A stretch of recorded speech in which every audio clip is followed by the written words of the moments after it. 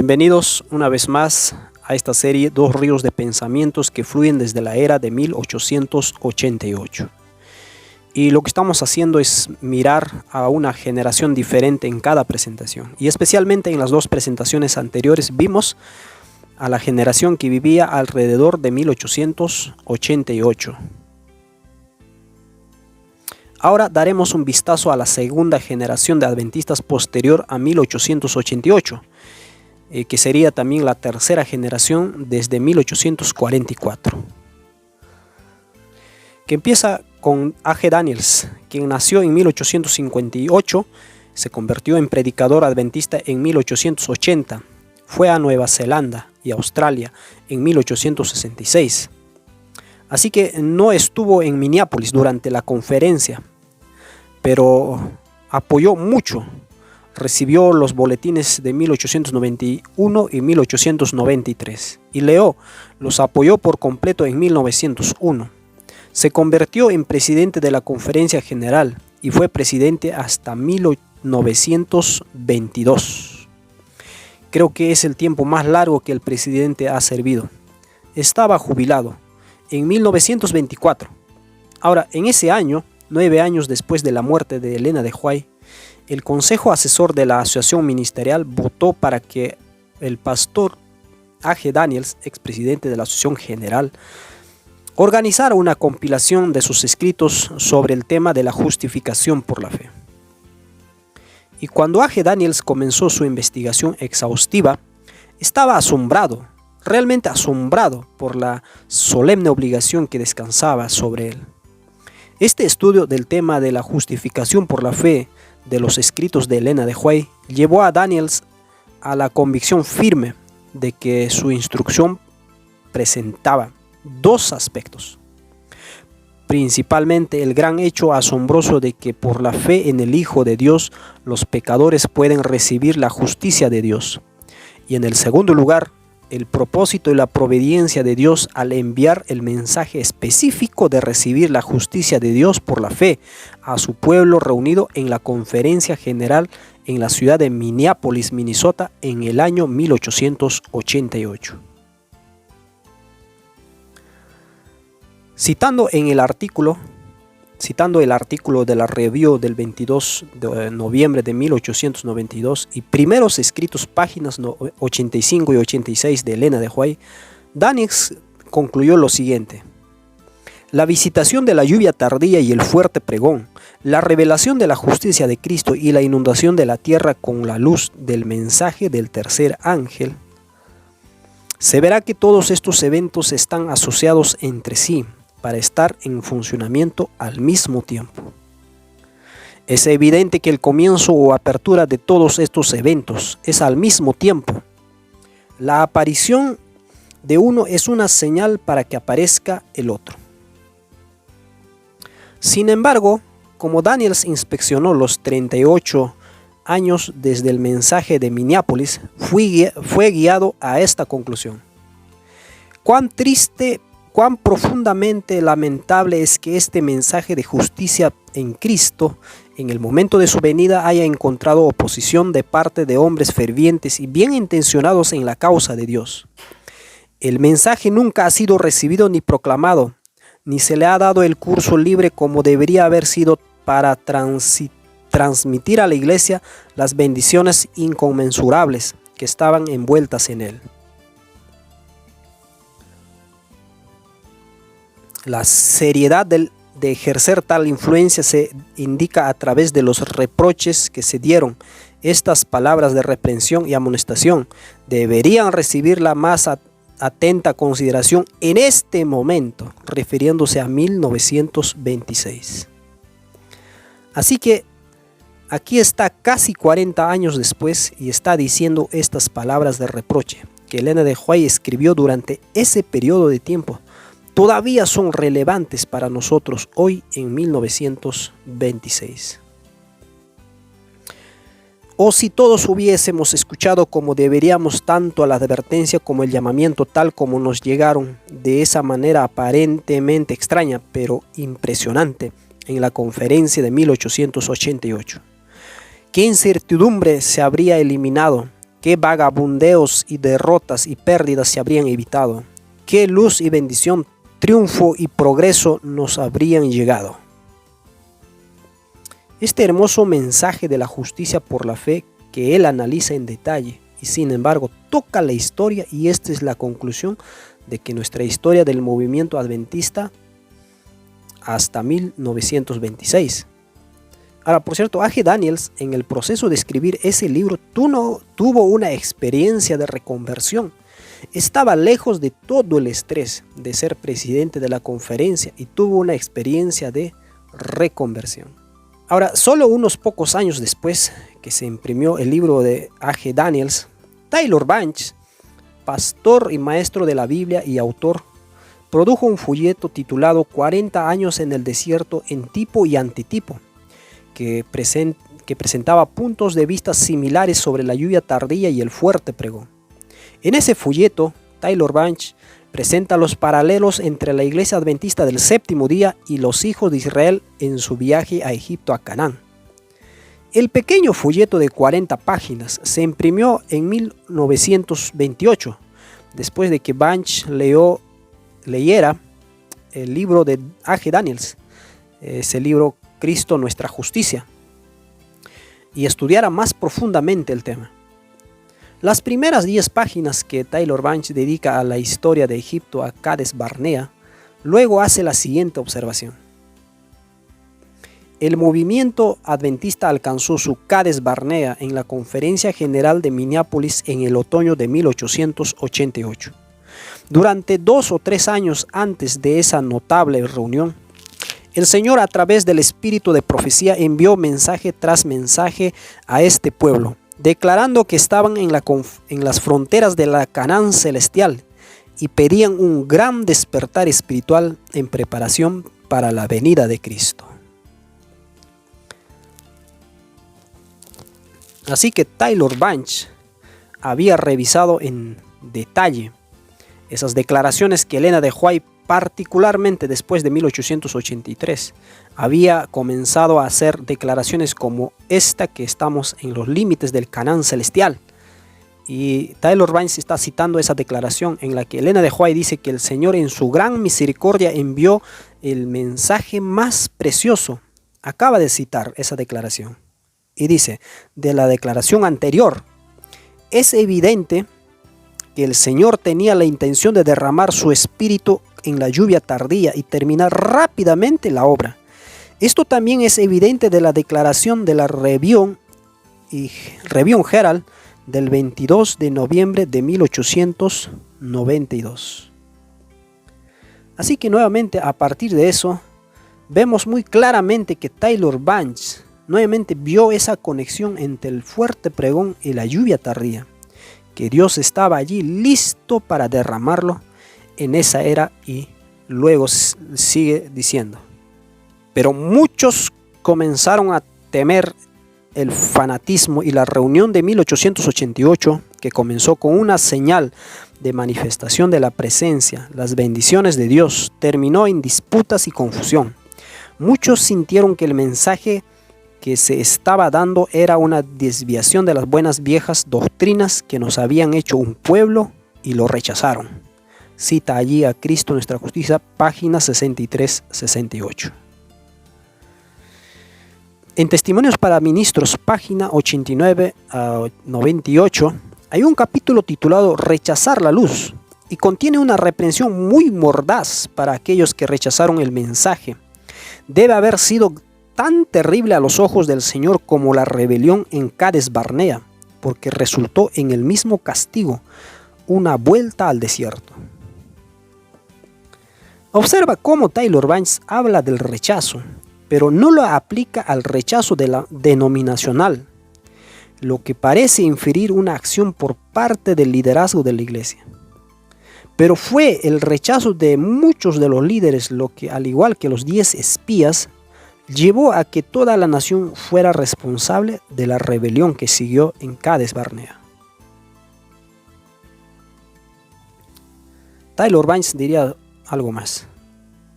Debido a su incredulidad manifiesta en el rechazo del mensaje enviado, para prepararlos para la Canaán celestial, el Señor tuvo que alterar su propósito y hacer que el pueblo adventista volviera al desierto del pecado, hasta que aprendieran la lección de la fe.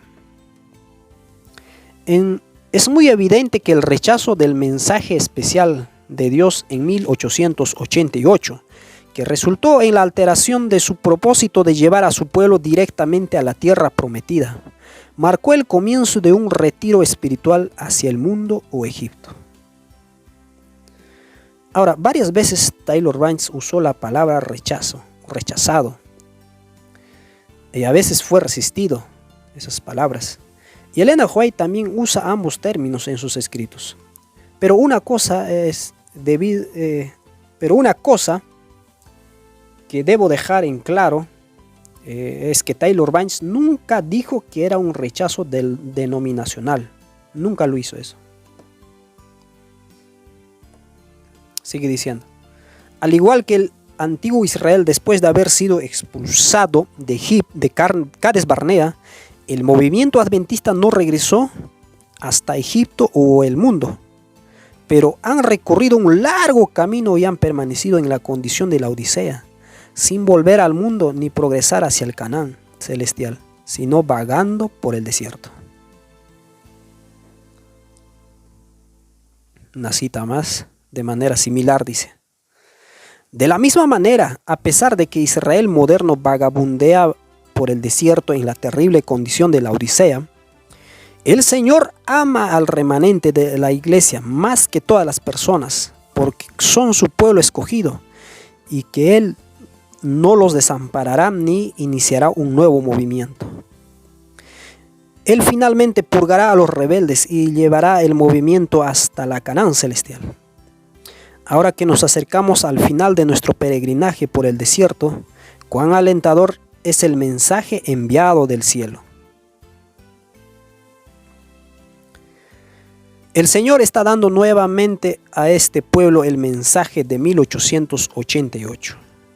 Y creo que allí mismo no se está refiriéndose a su libro, se está refiriéndose al énfasis de A.G. Daniels sobre la justificación por la fe y la asociación ministerial que también estaba promoviendo.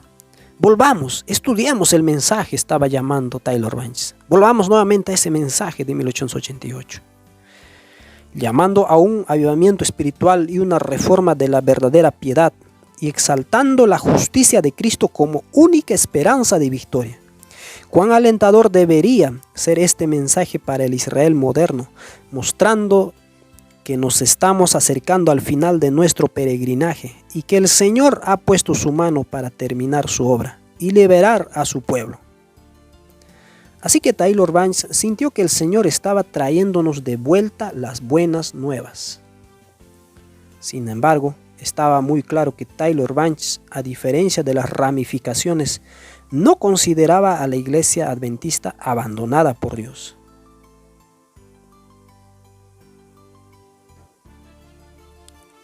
Una cita más de Tyler Banks.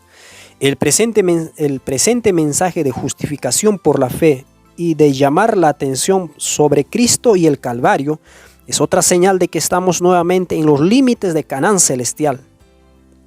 A orillas del Jordán se repasaba la historia del trato de Dios con Israel durante los 40 años y se daban todas las instrucciones por medio de Moisés.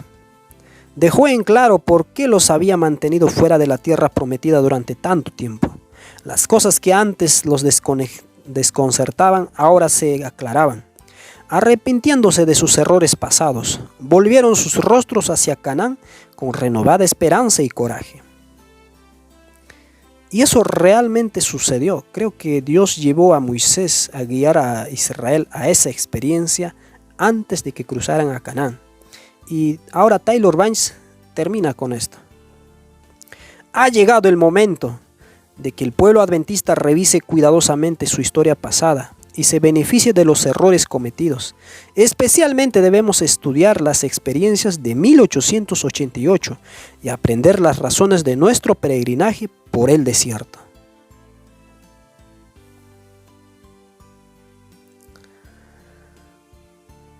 Varios años después, en 1937, Tyler Banks presentó una serie de 36 sermones en el tabernáculo de Battle Creek durante los servicios de vísperas del sábado por la tarde.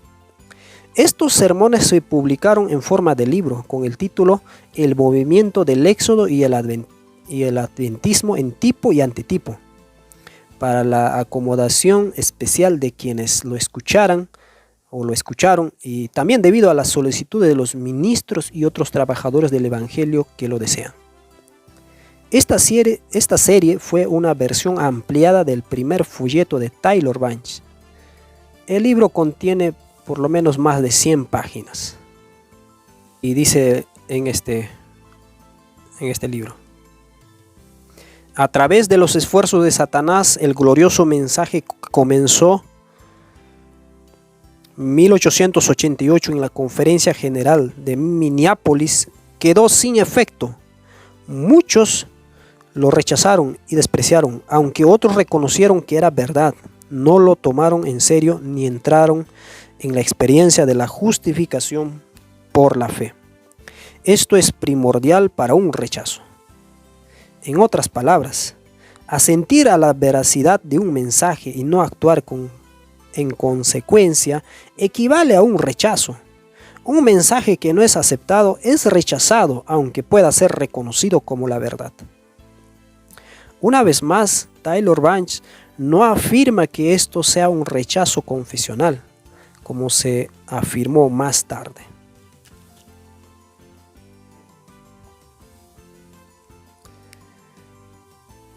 Allí mismo en la página 107, en ese mismo libro: el mensaje de la justificación por la fe se predicó con poder durante más de 10 años, tiempo durante el cual se mantuvo ante los líderes de la crisis de Minneapolis. Este mensaje trajo el comienzo de la lluvia tardía.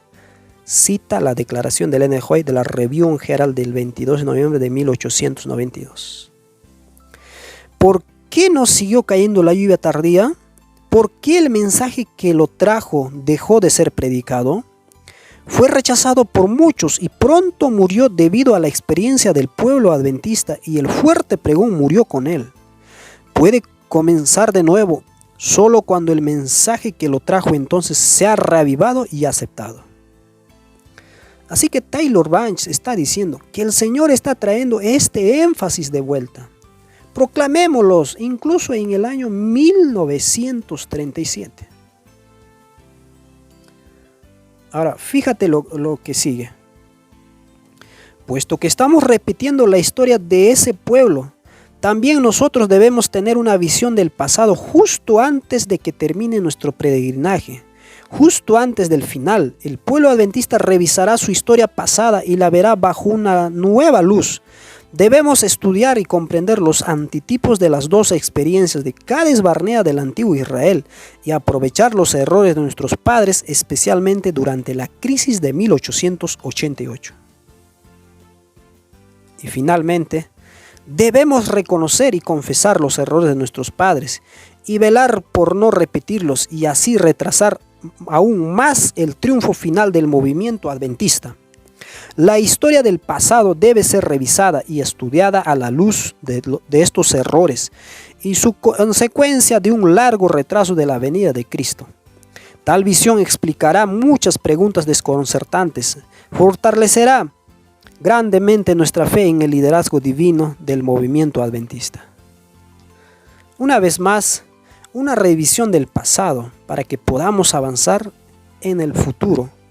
Esa era su esperanza de Tyler Banks.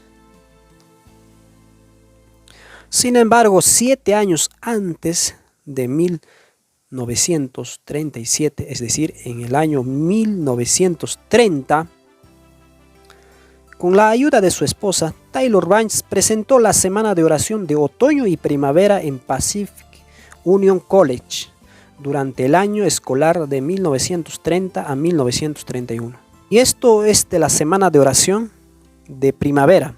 Había un artículo en la Review, dice lo siguiente: el Señor se acercó mucho durante estas ocasiones y por su espíritu dio testimonio de la actualidad del mensaje de la Odisea. Se puso especial énfasis en el remedio para la condición de la Odisea y los resultados que seguirán a una aplicación personal y aceptación del consejo del testigo fiel. Así que obviamente Taylor Banks en su serie, comparando el Israel del antaño y el Israel de ahora, también había tocado el mensaje de la Odisea, un llamado al arrepentimiento. El espíritu de arrepentimiento, sigue diciendo, y confesión dio evidencia de la autenticidad del avivamiento que se extendió por la escuela. No se apeló a las emociones humanas, pero a medida que el Salvador fue exaltado en la belleza de su justicia imputada e impartida, el Espíritu Santo entró y tocó las sagradas emociones del corazón.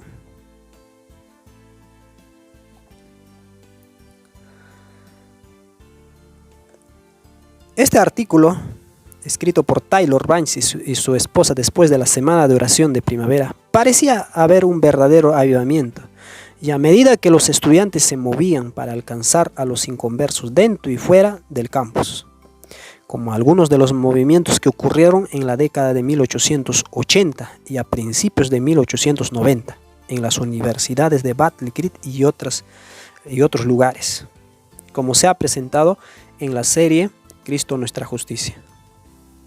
Ahora, Weihstein estaba en ese momento ubicado en Elshausen y no pasó mucho tiempo antes de que se corriera la voz por el Weihstein y surgiera preguntas con respecto a 1888 y el mensaje de la justificación por la fe y el posible rechazo y retraso de la venida de Cristo.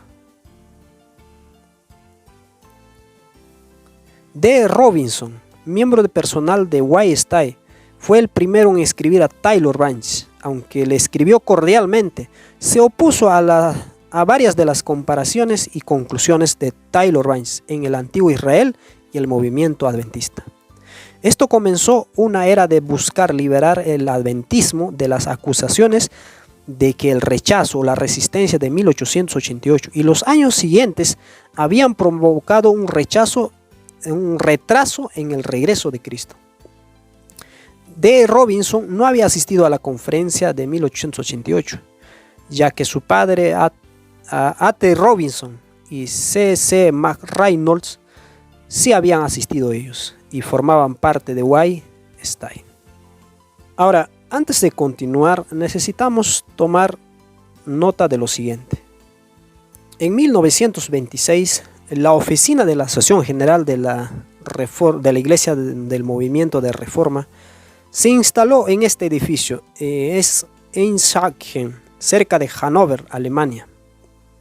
A la luz de la respuesta de E. Robinson, haríamos bien en tratar de entender por qué él y otros en los años siguientes trataron de hacer de 1888 como una victoria y así defender a la Iglesia de lo que sintieron que eran acusaciones falsas. El movimiento de reforma de los adventistas del séptimo día comenzó principalmente como resultado de problemas en Alemania en torno a la Primera Guerra Mundial de 1914 a 1915. En julio de 1925, después de algunos intentos fallidos de reconciliación, se organizó oficialmente el movimiento de la Iglesia del movimiento de reforma de los adventistas del séptimo día. En julio de 1929 se incorporó oficialmente el movimiento, aunque no se mencionó durante la controversia que comenzó en 1915. A mediados de la década de 1920, el movimiento de reforma impreso señaló que 1888 fue el momento en que tuvo lugar la primera oposición abierta y rechazó el mensaje de justicia, y fue rechazado en ese momento por los líderes. Por lo tanto, su excusa para separarse de ella era que la iglesia adventista era Babilonia. D. Robinson se había ocupado personalmente del movimiento de reforma de los adventistas del séptimo día.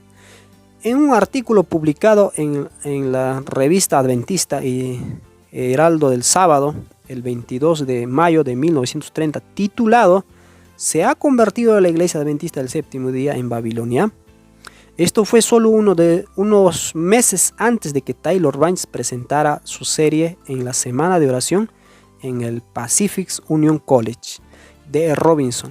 Temía que Banks presentara ideas que harían que otros llegaran a esos extremos. Sucedió lo mismo con otros movimientos, como con el maestro de la escuela sabática, Wycliffe. Comenzó a promover sus ideas peculiares y erróneas durante el año de 1928 y 1929 y produjo su libro en la primavera del Die Spirit Root de 1930, en el que trató el tema de los 144.000. También sugeriría que 1888 fue el tiempo inicial en el que el adventismo se convirtió en Babilonia. Así que con estos datos podemos ver cómo el ver 1888 de una manera no claramente puede llevar al fanatismo. Y sabemos que detrás de eso está el enemigo. Y muchos de los movimientos que surgieron debido a este rechazo, por ejemplo la vara del pastor, que se separaron de la iglesia por ver que el mensaje fue rechazado solamente por ello, el fanatismo entró y se los llevó al extremo. Ahora, estas son algunas de las citas escritas del movimiento de reforma de la Iglesia Adventista, escrito en 1923, donde se refieren a 1888. Dice 1888, la primera oposición abierta y rechazo del mensaje de justicia vino cuando se les dijo que una nueva era debía comenzar en la historia de la Iglesia. El mensaje de la justicia por la fe fue rechazado en ese momento por los líderes. Después del incendio de la Review Herald en enero de 1903, desde que se hizo esta declaración del NJ en 1903, no encontramos allí arrepentimiento ni reforma, sino una condición más pronunciada de apostasía. La Gran Guerra de 1914 fue en verdad una gran crisis para la Iglesia de Dios porque los puso a prueba en una medida extrema. Probó líderes y personas que tomaron posiciones equivocadas y fue el medio para dar a luz a la obra de reforma en la forma y el tiempo señalados por Dios. Así que claramente sintieron los del movimiento de reforma que Dios los ha levantado para salvar a la Iglesia de toda esta apostasía. Para 1949, el recién incorporado movimiento de reforma en Estados Unidos no llamó abiertamente a la denominación de la Iglesia Adventista del Séptimo Día como Babilonia, pero aún así promovió la idea de que 1888 fue el comienzo del movimiento de reforma. Así dice. Así como la gran reforma llevada a cabo por Lutero en el siglo XVI en realidad había comenzado 2 siglos antes. Así el profetizado movimiento de reforma entre los adventistas del séptimo día, que existe hoy en 1949, tuvo su comienzo embrionario en 1888, cuando el Señor envió el mensaje de la justicia de Cristo a la delegación de la Asociación General reunida en Minneapolis, Minnesota, Estados Unidos. Desafortunadamente, los principales líderes rechazaron este mensaje y por lo tanto ofendieron al Espíritu de Dios. El Señor siempre ha dado la primera oportunidad a los líderes, pero es triste decir que perdieron la oportunidad e ignoraron el llamado de Dios.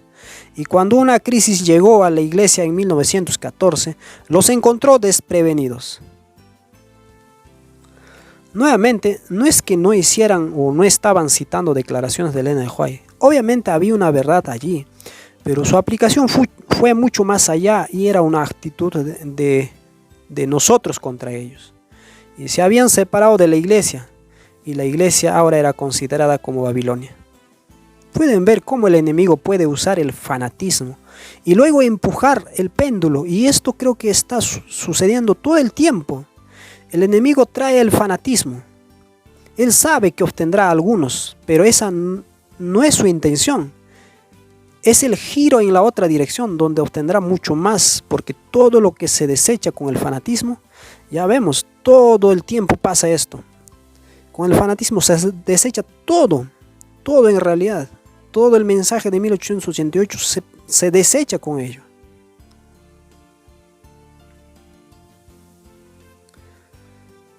Ahora, este es un libro, no sé mucho sobre este hombre, pero al leer este libro parece que fue un gran defensor y partidario de Desmond Ford. Pero fíjate en lo que tiene que decir sobre las raíces derivadas con respecto a 1888.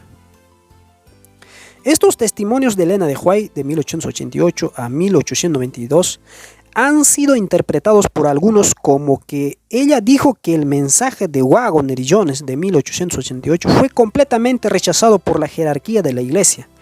El resultado de esto, dicen, que el Espíritu Santo ahora está retirado de la iglesia adventista del séptimo día.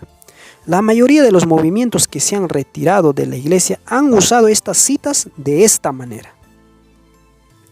Así que nuevamente está reiterando lo que he tratado de decir en eso. Y eso fue escrito en 1981. Que la mayoría de estos grupos derivados han dejado señalando que 1888 como la razón por la que necesitan separarse de la iglesia. Así que solo quiero que tengan en cuenta eso.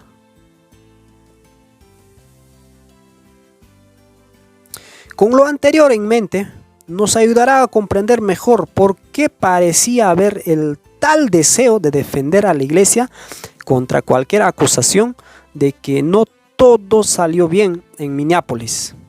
Ahora, resumiremos las respuestas de aquellos que intentaron corregir las presentaciones de Tyler Banks de la historia de 1888 y sus resultados. Esto prepararía el escenario para los próximos 20 años de descripción de la historia adventista, especialmente con respecto a 1888. Resumiremos.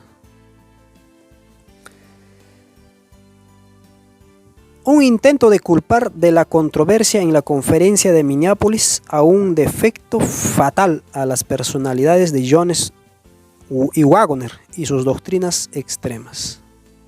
Por lo que verán que los tres, saben que hubo controversia, pero en realidad todo fue culpa de Jones y Waggoner, y ellos fueron los extremos que estaban trayendo, así dirían. La siguiente. Un intento de llamar a la atención sobre el consejo de Elena de White a Jones y Waggoner, especialmente a sus años de salida de la iglesia, que busca apoyar la teoría del defecto fatal. Y por cierto, Elena de White advirtió que esto sucedería si Jones y Waggoner, y si tú sabes, cayeron en la tentación y salieron de la iglesia. Y algunos dicen, bien, te dije que nunca tuvieron el mensaje. Salieron ellos realmente porque no tenían el mensaje. Hasta hoy en día se escucha eso.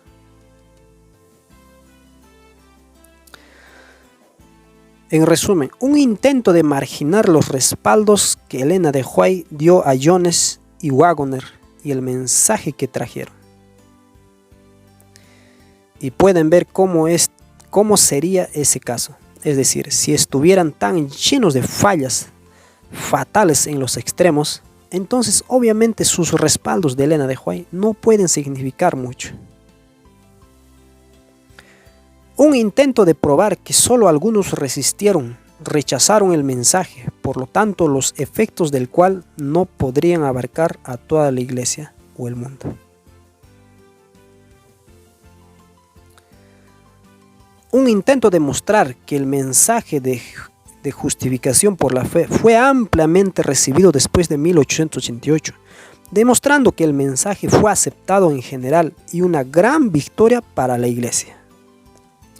Y es cierto que algunas personas se regocijaron y lo aceptaron por completo. El siguiente resumen. Un intento de mostrar que la gran mayoría de los pocos que resistieron o rechazaron el mensaje pronto se arrepintieron y se convirtieron en partidarios plenos del mensaje. Urias Smith siendo uno de los últimos en 1891. Y nuevamente, esto se usa realmente, que se use el arrepentimiento de Urias Smith en 1891, fue uno de los últimos que se arrepintió. Por lo tanto, se hizo la oposición y nuevamente creo que Urias Smith fue sincero, se arrepintió sinceramente. Pero su arrepentimiento fue principalmente de la forma en que estaba tratando a Elena de White. Y dentro de un año ya estaba luchando contra A.T. Jones y imprimiendo refutaciones contra un sermón que A.T. Jones predicó en el tabernáculo de Battle Creek. Y como mencionamos en la anterior presentación, murió creyendo que 1888 seguía siendo lo peor que había sucedido a la iglesia. Para que el arrepentimiento adquiera una nueva luz cuando lo miras de esa manera. Pero cuando nuevamente esto es lo que estos hombres estaban escribiendo. Y esto comenzó en una luz que creo que nos ha mantenido en un cierto estado de ánimo. Es que estos ríos de pensamiento que han salido de 1888 se han desarrollado más y más y a medida que vienen a través de cada generación. Seguimos. También encontramos, como resumen, una fuerte reacción contra la idea de reconocer una resistencia o rechazo al mensaje de 1888 en cualquier nivel, que resultó en un retraso de la venida de Cristo y un llamado al arrepentimiento por el pasado del cual no somos personalmente responsables. En otras palabras, toda esta idea de arrepentirse es ridícula. Quiero decir, no creo que nadie que conozcas todavía no estemos aquí. Obviamente por eso, hemos aceptado este mensaje, está bien, ha habido un retraso, pero... Bueno, una gran aversión a la comparación de algunos de los errores y andanzas de Israel con el adventismo, particularmente con respecto al futuro Baal Peor y advertencias de fijación de tiempo para la comparación de 40 años. Ahora, Tyler Bunch obviamente continuó en su libro sugiriendo que debido a esta divagación, que en el futuro enfrentaríamos grandes tentaciones.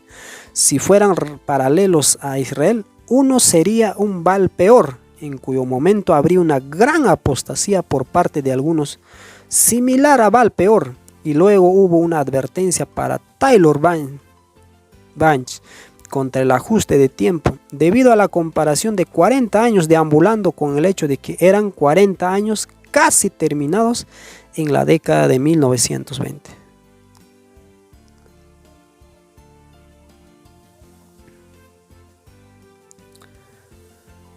Así que vamos a ver solo algunas de las dos declaraciones aquí de cada uno de estos escritores de E. Robinson, con lo que comenzaremos.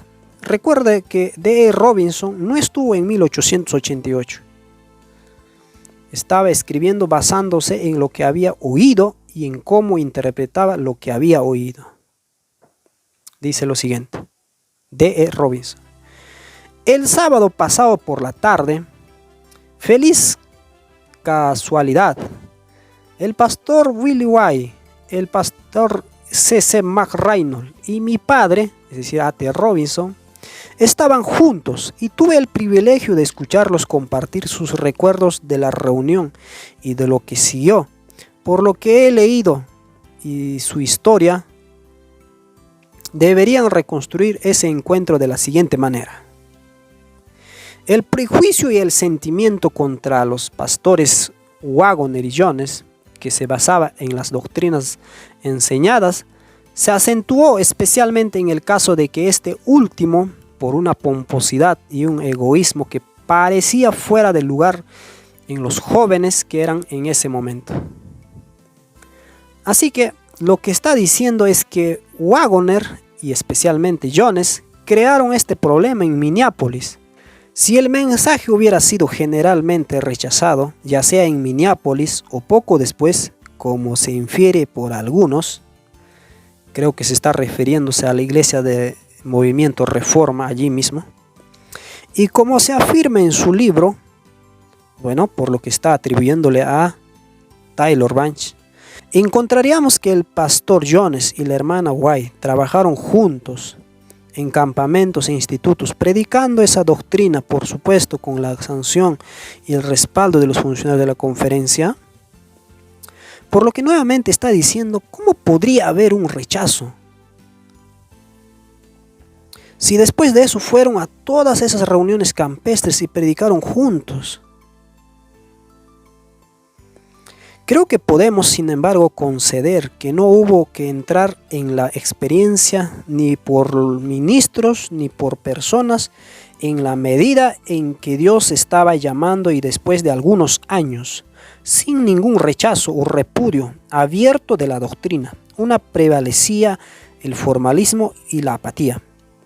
No negaría que esta experiencia puede compararse a las andanzas de Israel en el desierto, cuando podría haber entrado en la promesa mucho antes si hubieran creído. De nuevo, Robinson admite que al final de su carta, que sabes que allí pues puede haber una comparación un poco de Israel antiguo con Israel moderno. Note que Robinson exagera la acusación de Tyler Banks, de defender a la iglesia de la idea de generalmente rechazada. Sin embargo, Ellen de White usa la palabra generalmente 17 veces en los 4 volúmenes de los materiales de 1888. Afirmó que el espíritu y la influencia de los ministros en general que han venido a esta reunión es descartar la luz. Ahora, este es A.T. Robinson. Dice lo siguiente: he escuchado y visto en forma impresa referencias recientes a lo que se trata como un hecho histórico, que en el momento de la Conferencia General de Minneapolis en 1888, la doctrina de la justificación por la fe fue rechazada por los adventistas del séptimo día como denominación. No escuché ninguna declaración que pudiera interpretarse correctamente como un rechazo de la doctrina de la justificación por la fe. A.T. Robinson puede haber exagerado los cargos de Tyler Banks. La doctrina nunca fue rechazada oficialmente o de otra manera por la denominación, pero la experiencia de ella nunca se realizó. Rechazado. El mismo A.T. Robinson probablemente estuvo entre los que estaban en las salas hablando en contra de Jones y Waggoner en Minneapolis. Entonces no es improbable que todavía tuviera algún prejuicio contra ellos, a menos que para 1930 lo hubiera dejado pasar. La declaración de su hijo, que no estaba, es decir, de Robinson, indican que todavía había sentimientos contra Jones y Waggoner. He leído cuidadosamente los testimonios de reproche de la pluma de la hermana White. Después de esa reunión en la que acusa a nuestros líderes de haberse interpuesto en el camino de la luz y la bendición que Dios pretendía que se atesoraran y aceptaran en ese momento, pero que la justificación por la fe como doctrina sostenida por nuestros líderes y sobre la cual su creencia nunca ha cambiado, fue rechazada en ese momento, no es una conclusión garantizada.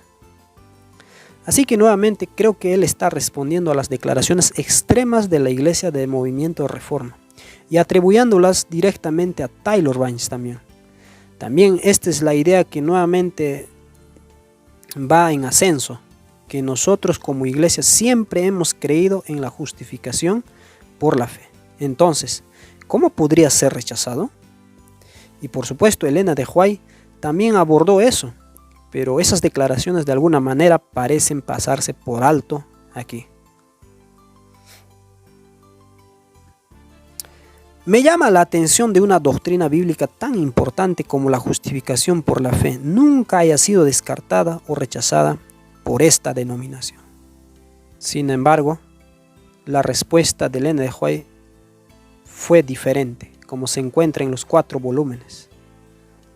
Por ejemplo, en uno de ellos dice: una y otra vez se me ha presentado el peligro de albergar como pueblo ideas falsas de la justificación por la fe. Durante años se me ha mostrado que Satanás obraría de una manera especial para confundir la mente en este punto.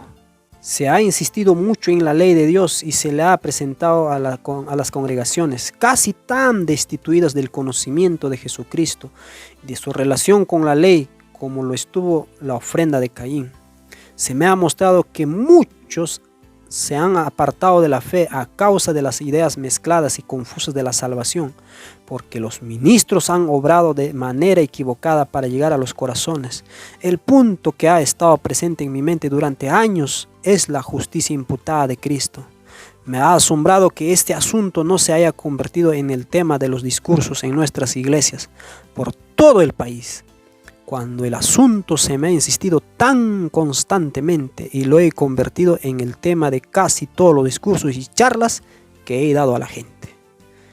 Esto está en Materiales de 1888, página 810 a 811.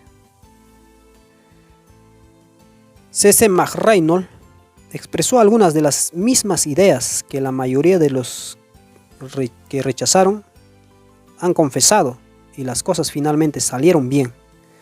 Fue más objetivo y honesto sobre el rechazo que tuvo lugar. Dice: el debate del que tanto se ha hablado fue abierto por el pastor Morrison después de que el pastor Waggoner había terminado sus 11 estudios. En la apertura se dijo: siempre hemos creído en la justificación por la fe y la hemos predicado.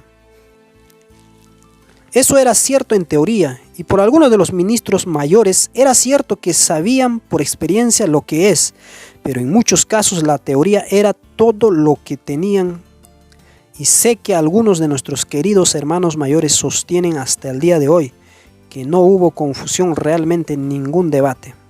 Bueno, yo estuve allí, dice, y estuve en medio de ellos, tanto en las reuniones públicas como en nuestros aposentos privados, y sé que el espíritu de debate y controversia se desbordó y surgieron algunos sentimientos muy amargos, pero la conferencia cerró con una sombra oscura sobre muchas mentes. Ahora aquí vemos contando su propia experiencia en Minneapolis, y un partidario acérrimo de Butler que llegó esperando encontrar un error en las presentaciones de Waggoner, pero se convirtió con el mensaje. Contó sobre la casa en la que se hospedó con otros 25 delegados y las críticas y terriblemente que fue el ambiente que prevaleció. A.T. Robinson era uno de ellos que vivía en esa misma casa. Lo siento por cualquiera que estuvo en la conferencia en Minneapolis en 1888, que no reconoce que hubo oposición y rechazo al mensaje que el Señor envió a su pueblo en ese momento. Todavía no es demasiado tarde para arrepentirse y recibir una gran bendición. Por lo que me resulta interesante, terminó su artículo respaldando en última instancia las conclusiones de Tyler Banks y recomendó que todos leyeran el libro de A.G. Daniels, que tenía mucha evidencia que aclaraba el tema. No puede evitar decir que hubo rechazo. No dijo a nivel denominacional, pero hubo oposición y rechazo. Y sin embargo dijo que no es demasiado tarde para arrepentirse. Ahora, ¿cómo se han utilizado las tres respuestas a Tyler Banks a lo largo de los años? Lo veremos en la siguiente presentación. Así que te invito a que puedas continuar en la siguiente presentación.